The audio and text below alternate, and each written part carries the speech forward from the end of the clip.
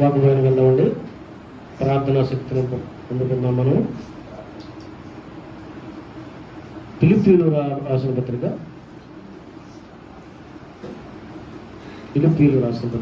4వ అధ్యాయము 13వ వచనము అందరము చదువుకుందామండి. అందరూ కూడా బైబిల్ ఇవ్వండి. ఎవరు కూడా మరి బైబిల్ దిగకుండా ఉండద్దు. అందరిది ఇవ్వండి. 4వ అధ్యాయం 13వ వచనం గంభీరంగా చదువుకుందాము. నన్ను బలపరచువాని యందే నేను సమస్తమును చేయగలను. సరే, చిన్న ప్రార్థన చేసుకుని వాక్యం. మహాపరిషుద్ధుడు, మహాగణుడు, మహోన్నతుడు పల్లవరాజా, నీకే వందనాలు, స్తుతులు, స్తోత్రాలు చెల్లించుకున్న ప్రభా. అయ్యా, ఈ రోజు ప్రభా రాత్రి జాములో మరొకసారి ప్రభా నీ పాద సన్నిధికి నేను సంఘము వచ్చిన వాళ్ళందరూ కూడా అయ్యా నీ ప్రార్థనా శక్తిని పొందుకున్నట్టుకు సహాయం చేయమని ఆశపడుతూ ప్రాధాన్యపడుతున్నాం తండ్రి. అయ్యా, మట్టివాడిని ప్రభా అవివేకాన్ని నీలో అయ్యా నీ తోటలో పని చేయడానికి కూడా అర్హత లేని వాడిని తన ప్రభా. అయినా మీరు మీ తోటలో పని చేయడానికి సహాయం చేశారు ప్రభా. అది సూత్రాలు చెల్లించుకోండి తండ్రి. అయ్యా, వచ్చిన బిడ్డల విషయంలో సహాయం చేయండి. ఇంకా రావాల్సిన వాళ్ళు ఉన్నారు ప్రభా. అయినా వాళ్ళు కూడా ఇంటి దగ్గర త్వరబడి తీసుకురావడానికి సహాయం చేయమని ఆశపడుతూ ప్రాధాన్యపడుతున్నాం తండ్రి. అయ్యా, వచ్చిన వారందరూ కూడా వాక్యమున ప్రభా అయ్యా వారి మనసులోనే హృదయంలోనే భద్రపరచడానికి సహాయం చేయమని ఆశపడుతూ ప్రాధాన్యపడుతున్నాం తండ్రి. అయ్యా, ఏ ఆత్మ నశించిపోవడా అయ్యా మీకు ఇష్టం లేదు ప్రభా. అందుకే మీరు రెండవ రాకడ అయ్యా లేట్ అవుతుంది ప్రభా, ఆలస్యమవుతున్నది అయ్యా. మరి మేము నీ రాకడికి సిద్ధపరచమని వచ్చిన బిడ్డల విషయంలో ఎవరైతే మోకాళ్ళ అనుభవం, ప్రార్థన అనుభవం ఉంటారో వాళ్ళందరూ కూడా నీ రెండవ రాకడికి ఎదురు చూసే భాగ్యము దయచేయమని ఆశపడుతూ ప్రాధాన్యపడుతూ కొద్ది శుద్ధి ప్రార్థన యేసుక్రీస్తు అడిగి వేడుకొని సున్నాము తండ్రి. ఆమేన్. మనం చదువుకున్న భాగము చెప్పండి ఏంటది?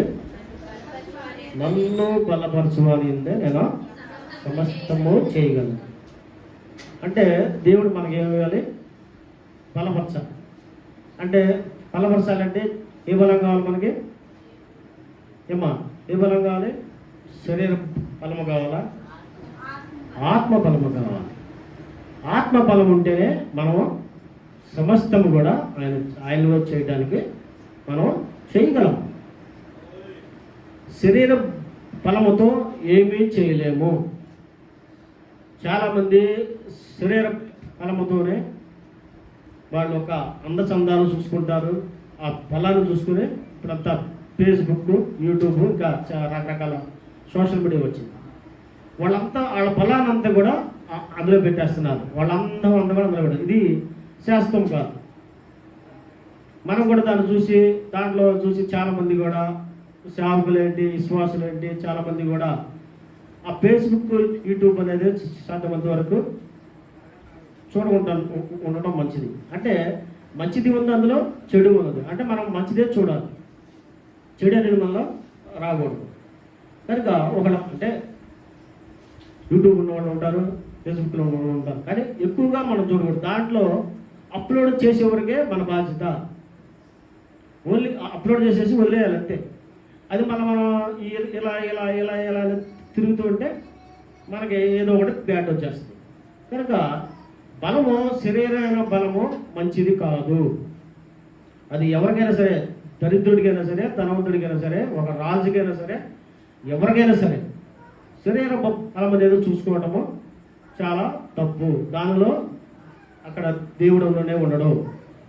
మన ప్రార్థన ద్వారా ఆత్మ బలం సంపాదించుకుంటే ఆత్మతో మనము దేవుడిని ఏదైనా సమస్తము చేయగలము.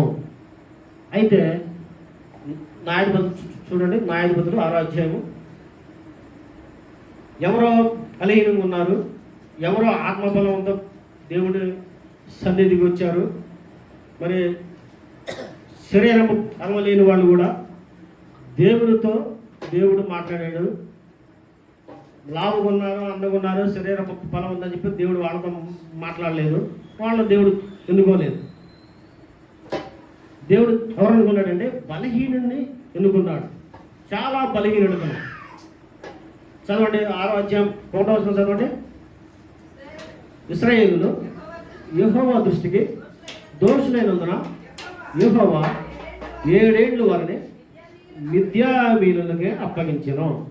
మిద్యానీయుల చెయ్యి ఇశ్రాయేలు మీద హెచ్చాయను గనుక వారు మిద్యానీయుల ఎదుట నిలవలేక కొండల్లోనున్న వాగులోను గుహలోను దుర్గంలోను సిద్ధపరుచుకున్నది. ఏమంటే బలవంతులు. ఇశ్రాయేలు జనము బలవంతులండి. ఎంత బలవంతులండి అసలు వాళ్ళు. దేవుడు నడిచిన నేల, దేవుడు తీర్పిచ్చిన నేల, ఎర్ర సముద్రం పాయం చేసిన నేల, అండలు కూడా నీళ్ళు వచ్చిన నేల, ఎన్ని స్వయంగా చూశారు. ఇశ్రాయేలు జనం ఏడుకు వచ్చానికి 7 ఏళ్ళు ఎక్కడికి వెళ్ళారు? మళ్ళా పాపంలోకి వెళ్ళిపోయారు. దేవుడు పాపాత్ముల దగ్గర ఉండడు. చూడండి, ఇశ్రాయేలు జనాంగము ప్రార్థన ద్వారా వాళ్ళు ప్రార్థనా శక్తిని పొందుకోవలసిన వాళ్ళు, ప్రార్థన ద్వారా విజయాన్ని పొందుకునేవలసిన వాళ్ళు, ప్రార్థన ద్వారా జయం పొందాల్సిన వాళ్ళు పాపాన్ని బట్టి మన అక్కడికి 7 సంవత్సరాల వాళ్ళు వెనక్కి వెళ్ళిపోయారు. వెనక్కి వెళ్ళమంటే మామూలు వెనక్కి వెళ్ళడం కదండి. ఇవాళ సోషల్ మీడియాలో ఏ విధంగా అయితే దేవుడు దూషిస్తున్నారు, మరి దేవుడు సేవకుల్ని వెంబడిస్తున్నారు, చంపుతున్నారు, మరి విశ్వాసం చంపుతున్నారు. ఎందుకంటే భయంకరముగా ఆనాడు ఇశ్రాయేలు జనాంగను కూడా వాళ్ళు అట్లా చేశారు. చూడండి, వాళ్ళు ఎక్కడికి వెళ్ళారంట? మిద్యానీయులు ఎదుట నిలవలేక కొండల్లోను వాగుల్లోను గుహలోను దుర్గంలో ఆడలేదు. ఊళ్ళో ఉండాల్సిన వాళ్ళు వీళ్ళు ఎక్కడికి వెళ్ళారండి? ఏమంటే ఊళ్ళో ఉండాల్సిన వాళ్ళు ఎక్కడికి వెళ్ళారు? కొండల్లోకి వెళ్ళి నివసించుతున్నారు. అయినా సరే మిద్యానీయులు వదిలిపెట్టాల. మిద్యానీయులు అంట కొండల్లోకి వచ్చారు, గుహల్లోకి వచ్చారు. వీళ్ళే తరుముకుంటూ ఏమంటే దేవుని శక్తి ఒక్కసారి పొందుకున్న తర్వాత మళ్ళా తిరిగి మీరు వెనక్కి వెళ్ళకూడదు. ఇందులో మారు మనసు పొందిన వాళ్ళు ఎంతమంది చేయొద్దండి? మారు మనసు అనుభవం పొందిన వాళ్ళు ఎంతమంది అమ్మా? మారు మనసు అనుభవం పొందిన వాళ్ళు ఎంతమంది? చాలా జాగ్రత్తగా ఉండాలి. మీరు మారు మనసు పొందిన వాళ్ళందరూ కూడా చాలా జాగ్రత్తగా ఉండాలి. ఎందుకంటే మీరు దేవునితో సత్త సంబంధం కలిగి ఉన్నారు. మీరు దేవునితో సత్త సంబంధం ఉన్నప్పుడు దేవునితోనే మీరు ఉండాలి. కనుక వీళ్ళు ఇశ్రాయేలు జనం అంట కొండల్లోను వాగుల్లోను గుహల్లోను అప్పాపు దుర్గమున సాగించుకుని వెళ్ళిపోయారండి. అంత భయంకరంగా అంటే ఇవాళ కూడా అలాగే ఉండిపోయింది. ఎందుకంటే రాబోయే తరంలో ఇప్పుడు మణిపూర్లో జరగలేదా? ఏమంటే మణిపూర్లో ఎక్కడున్నారు వాళ్ళు? అరణ్యంలో, కొండల్లో, గుహల్లో ఉన్నారు. బైబిల్లో రాసింది ఏది కూడా పొల్లు కూడా పోదు, అన్ని జరుగుతూనే ఉంటాయి.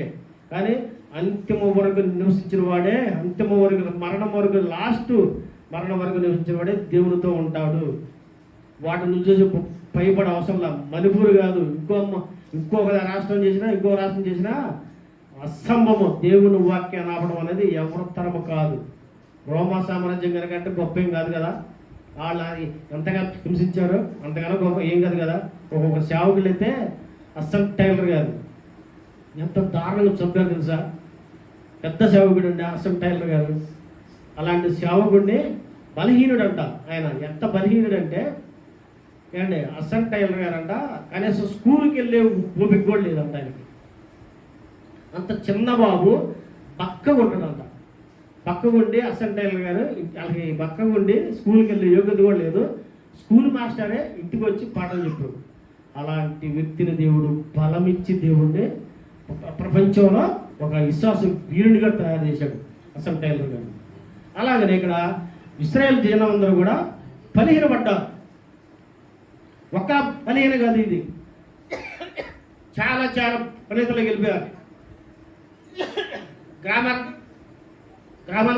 గ్రామాలు కూడా ఖాళీ చేసిపోయారు. వాళ్ళు కొండల్లో ఉన్నారు, గుహల్లో ఉన్నారు, ఎక్కడికే వెళ్ళిపోయారు. చదవక 7వ వచనం. అప్పుడు వీళ్ళందరూ భయపడుతుంటే అదే 6వ అధ్యాయం 11వ వచనం చదవక. 11 యెహోవా దూత వచ్చి అబ్రియజుడైన యెహోషువ కలిగిన ఒప్రాలోని మస్తగి వృక్షము కింద కూర్చుండెను. యెహోషు కుమారుడైన గిద్యోను మిద్యానీయులకు మరుగై ఉండినట్లు గానుగ చాటున గోధుమలను అణుచుండగా యెహోవా దూత అతనికి కనబడి, పరాక్రమ గల బలాఢ్యుడా, యెహోవా నీకు తోడే ఉన్నాడని అతనితో అనగా. ఏమంటే గిద్యోను చాలా బలహీనుడు.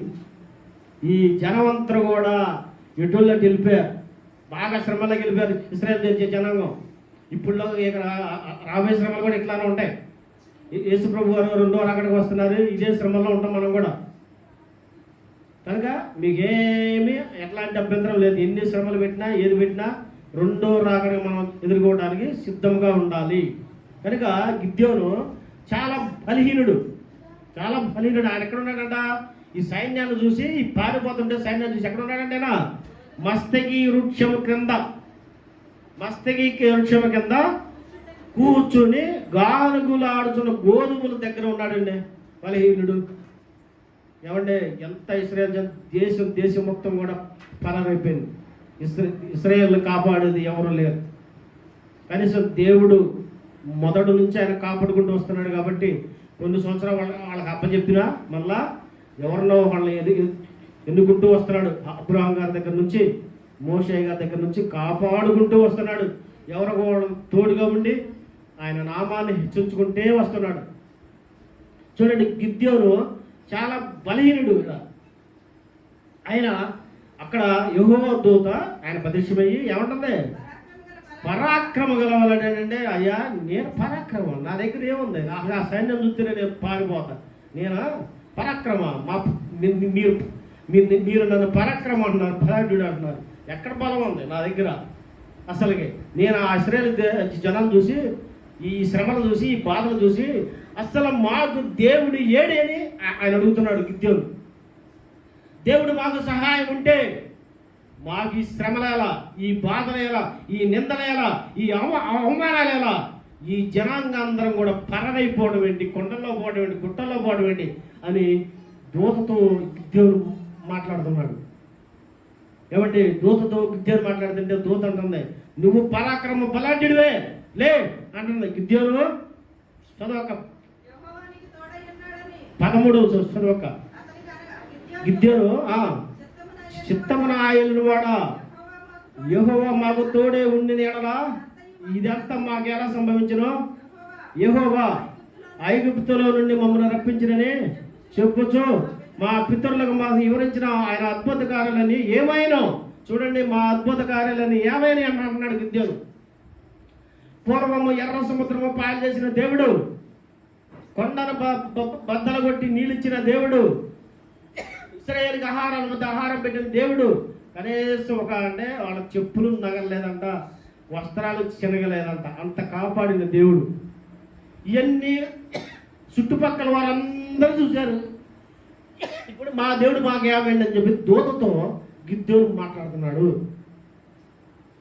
కనుక మనము ఎలాంటి వాక్యాన్ని మనం అంగీకరించినాము, ఎలాంటి దేవుణ్ణి మనం అంగీకరించాము, మన దేవుణ్ణి సత్యము గల దేవుణ్ణి మన దేవుడిని ప్రార్థిస్తున్నాము, జవాబు ఇచ్చే దేవుడిని మనం ప్రార్థిస్తున్నాము.